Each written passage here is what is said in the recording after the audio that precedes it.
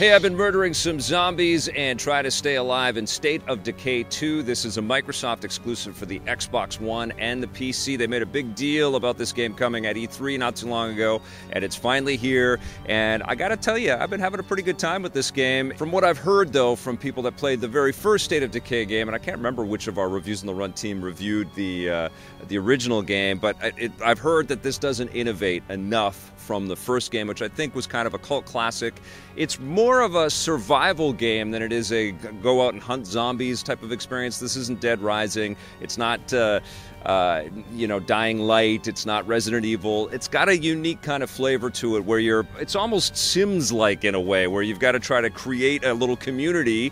You get to choose from survivors of the Blood Plague, and you've got to try to kind of find a home base and equip it with all kinds of things like an infirmary and a garden and a rain collector, and you can augment your systems within your community with generators and stuff, but of course that will attract zombies. You've got to keep everybody kind of happy and placated and fed, and they need sleep and stuff. And then you can actually play this game as a cooperative experience, which I would encourage you to do because it's going to be much more interesting.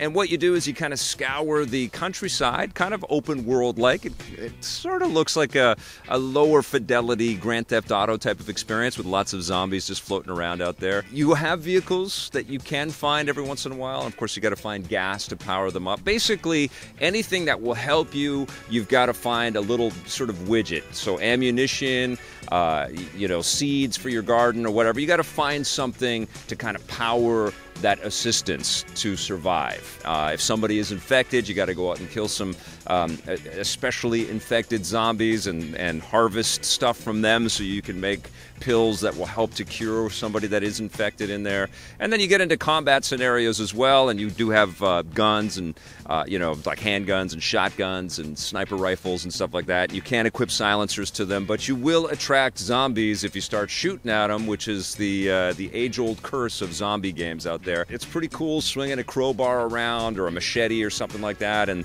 the zombies all do die in some pretty gruesome and fun ways, the satisfying ways.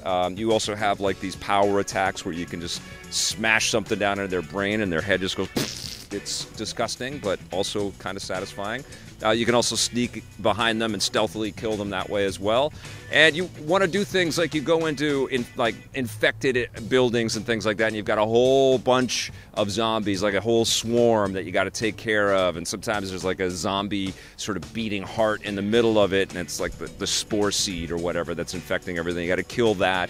And then there's lots and lots and lots of little cabinets or chests or trunks that you have to search, and in some of these things you will find invariably some very helpful and useful items. You are going to fill up your backpack, and you're going to have to traipse back to one of your bases, because you can keep collecting bases and outposts to make your life a lot easier, but you're going to be doing a lot of walking, and sometimes you're climbing down cliffs and getting stuck trying to climb up a mountain. I will say that there was a 20 gigabyte patch that happened as I was playing this game to get ready for this review, and I didn't encounter too many bugs. I did find that there was some mobility sort of hampering that happened. Like I felt like I could get up to a ledge, but I couldn't, so I had to kind of traipse around and find my way up there. A little pathfinding issue there.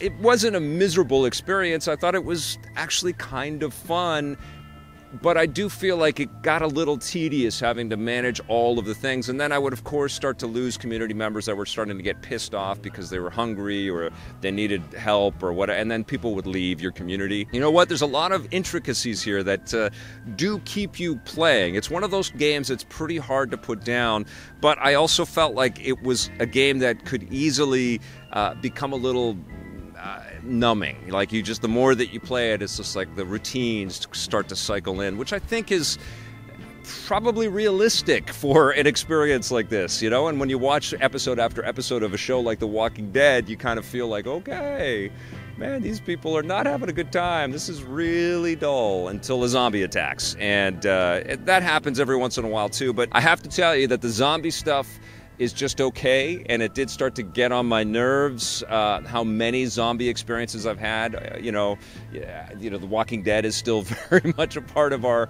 life now with the original show and Fear the Walking Dead. It feels like there's just a never-ending, salvo of zombie things coming our way. And the Walking Dead final season was just announced from Telltale Games. It's all around us, and I did start to feel as I was playing this game, mostly because there are long walks across the countryside as you're trying to find some materials to help you, fix something within your community or whatever. And so you see a bunch of zombies, like, okay, I'm going to take care of these guys. I don't mind this game. I think the big secret for me enjoying this is that it was new to me, but I would suggest if you get State of Decay 2 is to not just consume it all in huge, 10-hour chunks, take a break.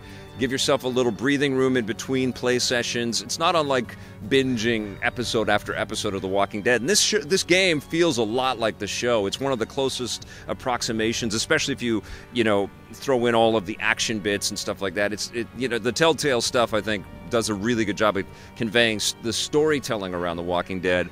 But this feels like a lot of the mechanics that you see exemplified in the show, which is cool. If you're a fan of the show, I think you're probably going to have a good time playing State of Decay 2. I'm going to give it a 7.5 out of 10.